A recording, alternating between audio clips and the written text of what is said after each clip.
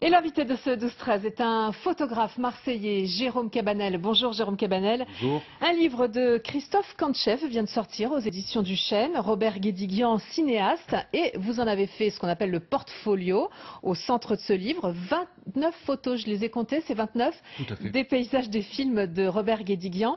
Alors un petit mot quand même sur Guédiguian, réalisateur de cinéma marseillais qui est devenu notamment célèbre avec le succès public de Marius et Jeannette il y a une quinzaine d'années. Et qui réalise tous ses films à Marseille depuis 30 ans. Dans quel sens s'est fait cette collaboration avec Guédiguian ? Eh bien, au départ, j'avais pris contact avec Robert Guédiguian pour un autre projet qui était Les Bâtisseurs. C'est un travail photo que j'ai fait sur les ouvriers du bâtiment sur Marseille. Et je souhaitais que Robert Guédiguian fasse la préface de cet ouvrage.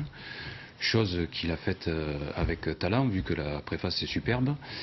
Non seulement il a fait la préface, mais dans un second temps, il a passé mon contact à Christophe Kantchev.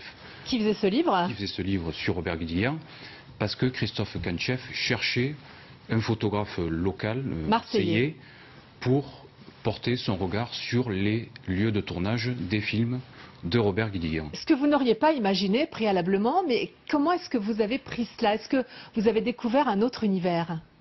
Et j'ai découvert l'univers de Guédiguian parce que je ne le connaissais que partiellement, sachant que je n'avais vu que 3 films de lui, alors qu'il a fait 17 films au total, dont 15 tournés sur Marseille. Mais vous avez privilégié certains films, j'ai l'impression, parce que dans ces photos, il y a par exemple beaucoup d'images sur Marie-Jo et ses deux amours. Est-ce que c'est vous qui avez fait ce choix-là ? Et le choix s'est fait en partenariat avec Christophe Kantchev, l'auteur de l'ouvrage. Après visionnage de l'intégralité des films, on a discuté. Je lui ai donné mon point de vue, il a donné le sien et au final, il a listé une vingtaine de lieux. Bon, on a fait un peu d'arabe, il y en a 29 en tout. Mais il y a des photos de paysages et il y a aussi des photos, par exemple, des cités ouvrières et puis de la cour, par exemple, de Marius et Jeannette, je crois. Donc des lieux qui sont très emblématiques. Tout à fait, la cour de Marius et Jeannette est très emblématique, mais elle n'est pas à l'Estac.